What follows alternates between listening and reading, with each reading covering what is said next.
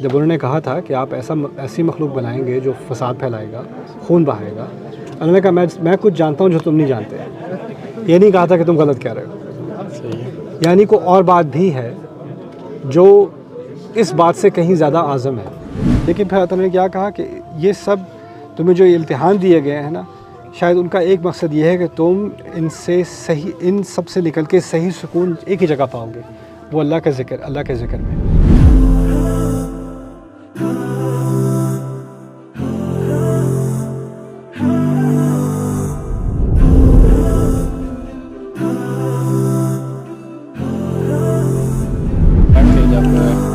اللہ تعالیٰ آدم علیہ السلام کو، انسانوں کو پیدا کر رہے تھے تو انہوں نے کہا تھا کہ خون خرابہ کریں گے دنیا میں جا کے، تو ابھی تو وہی کر رہے ہیں، تو ان کی بات تو درست ہوگی. اور دوسرا کویشچن یہ کہ اللہ تعالیٰ قرآن مجید میں فرماتا ہے کہ دلوں کی یاد اللہ تعالیٰ کے ذکر میں، مطلب دلوں کا سکون اللہ تعالیٰ کی یاد میں ہے.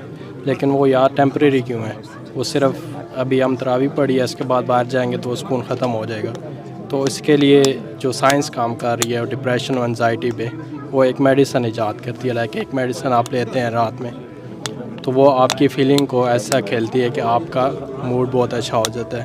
لیکن ہم جب نماز پڑھتے ہیں 5 وقت کی یا اللہ تعالیٰ کی یاد کرتے ہیں، اب ہم 24 گھنٹے تو اللہ تعالیٰ کو یاد یا تسبیح نہیں کر سکتے، جاب بھی کرنی ہے دوسرا بھی.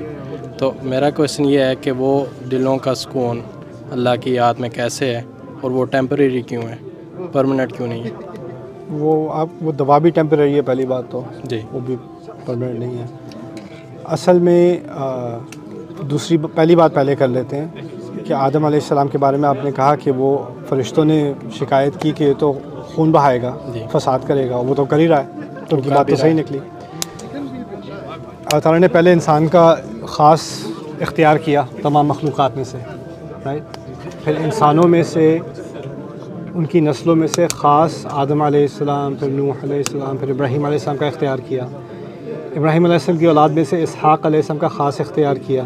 ان کی اولاد میں سے یعقوب کی اولاد میں بنی اسرائیل ایسی قوم ہے، اس کا خاص اختیار کیا. خاص میں سے خاص، یعنی بات آدم کی خصوصیت سے شروع ہوئی اور تقریباً اپنے کلائمیکس کو پہنچتی ہے بنی اسرائیل کے ساتھ. بنی اسرائیل کے بارے میں کیا کہا ہے قرآن نے کہ تسفکون دماءکم وتخرجون فریقا منکم. وہی بات جو فرشتے کہہ رہے تھے نا، وہ یعنی عام انسانیت دور کی بات جو چنے گئے تھے خاص، انہوں نے درست ثابت کر دی قرآن میں، اسی صورت میں بقرہ میں. تو اس کو بات کو ہم کیسے سمجھیں؟ اللہ تعالیٰ نے یہ نہیں کہا کہ تم غلط کہہ رہے ہو. جب انہوں نے کہا تھا کہ آپ ایسی مخلوق بنائیں گے جو فساد پھیلائے گا، خون بہائے گا، انہوں نے کہا میں کچھ جانتا ہوں جو تم نہیں جانتے. یہ نہیں کہا تھا کہ تم غلط کہہ رہے ہو. یعنی کوئی اور بات بھی ہے جو اس بات سے کہیں زیادہ اعظم ہے. یہ بات بڑی ہے لیکن یہ تمام بات نہیں ہے. کچھ باتیں تمہاری ذہن میں مسنگ ہیں. پھر اس کا اشارہ کیا بعد میں آدم علیہ السلام کو انہوں نے اپنی اولاد کے تمام کے نام اور ان کے اوصاف سکھا دیے.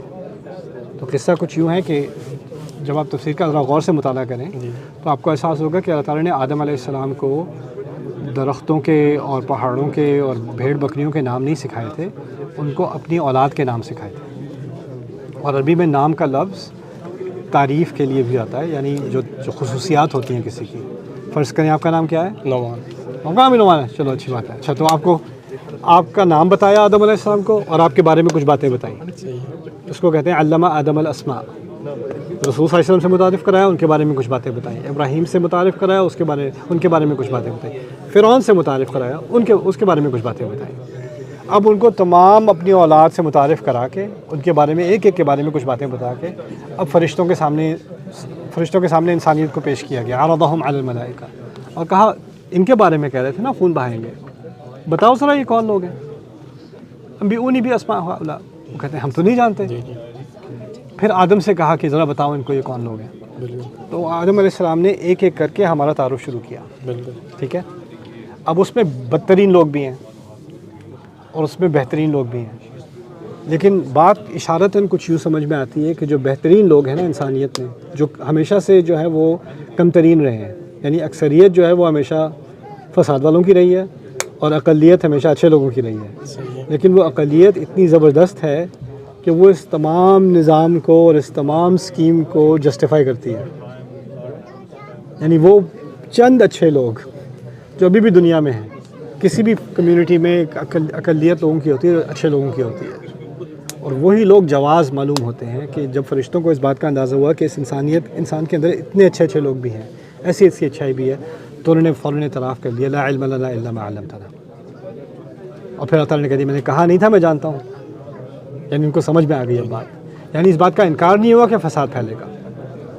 اور اسی طرح سے یہی بات سورۃ 3 میں بھی آ گئی کہ انسان کو سب سے خوبصورت تقویم میں یعنی خوبصورت شکل میں بنایا گیا, اور پھر ہم نے اس کو سب سے نچلی نچائی تک بھی پہنچا دیا. ثم رددناہ اسفل سافلین. تو دونوں ایکسٹریمز ہیں انسانیت کے اندر. فرشتوں نے صرف ایک اینگل دیکھا تھا, دوسرا نہیں دیکھا تھا. بات صرف یہ تھی.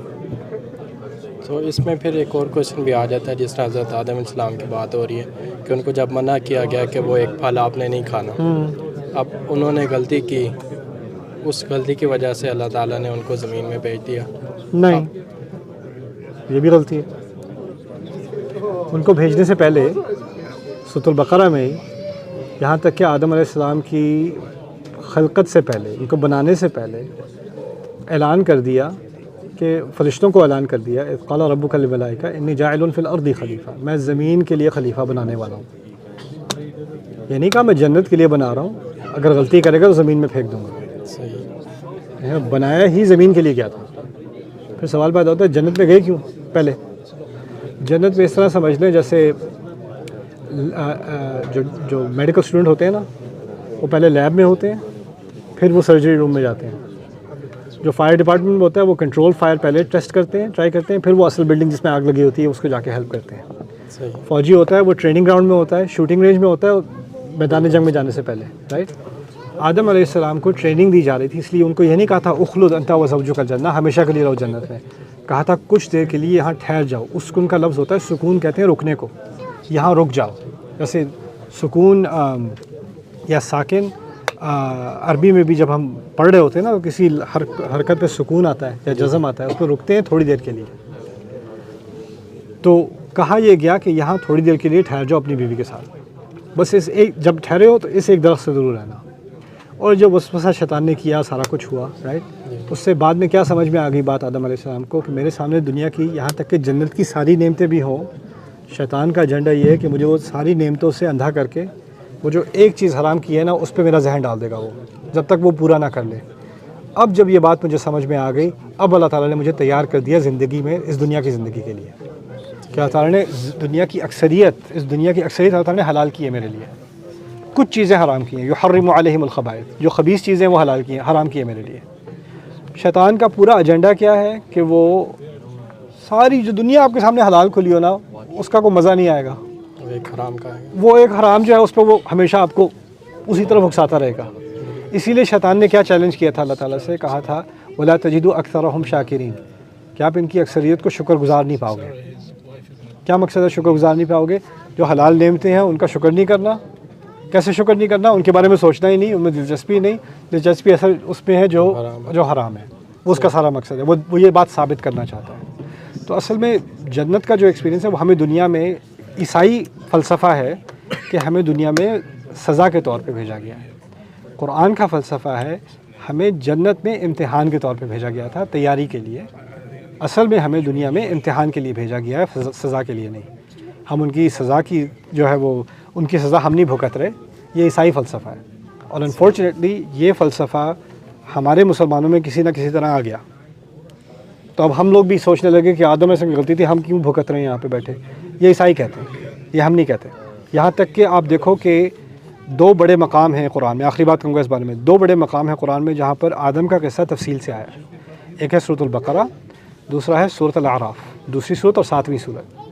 دوسری سورت میں زمین کی نعمتوں کا پہلے ذکر ہے, الذی جعل لکم الارض فراشا والسماء بناء وانزل من السماء ماء فاخرج به من الثمرات رزقا لکم. تمہارے لیے زمین کو بچھونا بنایا, آسمان کو چھت بنایا, تمہارے لیے ہر طرح کے پھل نکالے, آسمان سے پانی اتارا. یہ نعمتوں کا ذکر ہے نا. یہ کوئی جیل تھوڑی ڈسکرائب ہو رہی ہے کہ تمہیں یہاں پر یہ تکلیف دی, یہ تکلیف دی, بلکہ نعمتوں کا ذکر. پھر آدم کا قصہ شروع کیا. اسی طرح سورۃ الاعراف میں بھی وجعلنا لکم فیہا معایش قلیلا ما تشکرون, کہ تمہارے لیے زندگی کے لیے اور تمہاری معیشت کے لیے, تمہاری تمہاری نشو و نما کے لیے جن چیزوں کی تمہیں ضرورت تھی سب فراہم کر دی، کتنا تم کم شکر کرتے ہو. پھر آدم کا قصہ شروع کیا. یعنی قرآن نے بار بار تیار کیا ہے انسان کو کہ اس دنیا میں رہنے کی جو نعمتیں ہیں اس کا شکر کرے، اور پھر اس کو سمجھ میں آیا یہاں آیا ہی کیوں تھا، شکر کرنے کے لیے آیا تھا. رائٹ؟ صحیح. تو اس طرح سے قرآن بائبل کا جو فلسفہ ہے نا کہ آیا ہی انسان یہاں آدم کی غلطی کی وجہ سے تھا، اس کا بڑے کھلے الفاظ میں انکار کر رہا ہے. کھلے الفاظ میں یہ تصحیح کر رہا ہے بائبل کی. صحیح. اور دوسرا کویشچن اس کا جو اللہ تعالیٰ فرماتا ہے کہ اصل میں جو اس سے ابراہیم علیہ السلام کا تعلق ہے تھوڑا سا. ابراہیم علیہ السلام کی زندگی میں ایسے واقعات ہیں جس سے دل ہل جاتا ہے انسان کا.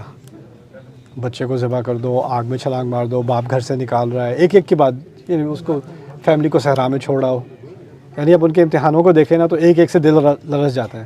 اور انہی کے الفاظ ہیں یوم لا ينفع مال ولا بنون الا من اتى الله بقلب سلیم. اس دن کے بارے میں، قیامت کے دن کے بارے میں کہہ رہے ہیں کہ اس دن نہ جب کسی مال کا یا اولاد کا فائدہ ہوگا ایک سوائے اس کے جو اللہ کے سامنے ایک دل سلیم، سلیم کہتے ہیں جو صحت مند ہو، اور سلیم اس کو بھی کہتے ہیں جو سکون سے ہو، جو اللہ کے سامنے ایک ایسا دل لے آئے جو پرسکون رہا. اللہ تعالیٰ ہمیں دکھا رہے ہیں کہ اس دنیا میں ہمیشہ کوئی نہ کوئی چیز ہوگی جو تمہیں پریشان کرے گی، جو تمہیں ڈرائے گی، جو تمہیں ڈپریس کرے گی. تمہارے اوپر ہمیشہ کوئی نہ کوئی خوف ہوگا، کوئی نہ کوئی حزن ہوگا، اس سے تم نکل نہیں سکتے. اسی کو دوسرے الفاظ میں بھی کہا ہے لقد خلقنا الانسان فی کبد، کہ انسان کو کمر توڑنے والے بوجھ کے اندر بنایا گیا. یعنی اس دنیا میں ہمارے اوپر بوجھ کے اوپر بوجھ ہے. پیسوں کی فکر ہے، صحت کی فکر ہے، ماں باپ کی فکر ہے، بچوں کی فکر ہے، بیوی کے مسئلے ہیں، شوہر کے مسئلے ہیں، بھائی بہن کے مسئلے ہیں، جائیداد کے مسئلے ہیں، ایک کے بعد دوسرا مسئلہ ہے. رائٹ؟ اور ہر ایک کا ہے، کسی کو چھٹی نہیں ملی اس سے. جس کو تمام چیزوں سے چھٹی مل گئی وہ بلینئر ہے، محل میں بیٹھا ہے، اس کو وہاں پہ اینٹی ڈپریشن میڈیسن لینی پڑ رہی ہے، رات کو پی کے سوتا ہے وہ. رائٹ؟ تو اس سے کسی کو اسکیپ نہیں ہے. لیکن پھر اللہ تعالیٰ نے کیا کہا کہ یہ سب تمہیں جو امتحان دیے گئے ہیں نا، شاید ان کا ایک مقصد یہ ہے کہ تم ان سب سے نکل کے صحیح سکون ایک ہی جگہ پاؤ گے، وہ اللہ کے ذکر میں. جیسے مسئلے کبھی حل نہیں ہوں گے اس دنیا میں، مسئلوں سے تمہیں کوئی نہ کوئی ریلیف ملے گی، کوئی نیا مسئلہ آ جائے گا. ان مع العسر یسرا. رائٹ؟ یہ بھی نہیں کہا ان بعد العسر یسرا، کہا ان مع العسر، یعنی مشکل کے ساتھ آسانی آتی ہے. یہ نہیں کہا مشکل کے بعد آسانی آتی ہے، مشکل کے ساتھ آسانی آتی ہے. یعنی پھر ایک اور مشکل، اس کے ساتھ ایک اور آسانی، پھر ایک نئی مشکل، اس کے ساتھ ایک اور آسانی. یہی دنیا کا سارا سفر ہے. ٹھیک ہے؟ تو اللہ تعالیٰ نے ہمیں مشکلوں میں اور آسانیوں میں ڈالا ہے کہ ہم دونوں حالتوں میں اللہ تعالیٰ کی طرف لوٹتے جائیں. بلکہ یہاں تک کہ قرآن نے اس طرح اشارہ بھی کر دیا ہے کہ مشکل کی حالت میں دل جب ڈسٹرب ہوتا ہے، اضطراب میں ہوتا ہے، تب انسان ذکر کرے اس کو سکون ملے گا. اور جب نعمت کی حالت میں جب دل کچھ زیادہ ہی خوش ہو جاتا ہے تو اتنا زیادہ بھٹکنے کی بھی ضرورت نہیں ہے. ذکر کرو انسان کو اور ذرا اپنے حدود کے اندر رہو. لیکن وہ سکون ٹیمپریری کیوں ہے؟ ہمیشہ ٹیمپریری، کیونکہ آپ کی سچویشن ٹیمپریری ہے. آپ کی کوئی سچویشن آپ کی پرماننٹ ہے ہی نہیں. پرماننٹ سچویشن موت کے بعد ہوگی.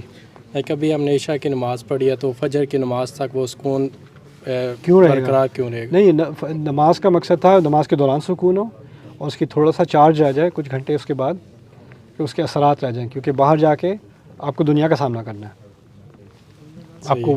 اور جب آپ دنیا کا سامنا کرو گے تو یہ جو نماز ہے نا، اس کا جو اثر ہے وہ برقرار رہے کچھ عرصہ. تھوڑا اس درجے تک تو نہیں رہے گا، جب آپ آگ کے سامنے بیٹھے ہو تو آپ کو ہیٹ زیادہ ملے گی، لیکن جو تھوڑی بہت گرمی مل گئی اسے تھوڑی دیر تو باہر آپ سروائیو کرو گے نا. پھر ٹھنڈ بہت زیادہ ہو جائے دوبارہ گرمی کی طرف آؤ گے. تو کچھ گھنٹوں بعد نماز کا مقصد یہی ہے کہ کچھ گھنٹے اس کا اثر رہے گا، پھر اس کے بعد دوبارہ ریچارج کرو، پھر کچھ گھنٹے اس کا اثر رہے گا، پھر دوبارہ اس کو ریچارج کرو. رائٹ؟ اسی لیے کتابیں موقوف ہیں. Assalamu alaikum everyone. There are almost 50,000 students around the world that are interested, on top of the students we have, in studying the Quran and its meanings and being able to learn that and share that with family and friends, and they need sponsorships, which is not very expensive. So if you can help sponsor students on Bayyinah TV, please do so and visit our sponsorship page. I appreciate it so much and pray that Allah gives our mission success and we're able to share the meanings of the Quran and the beauty of it the world over.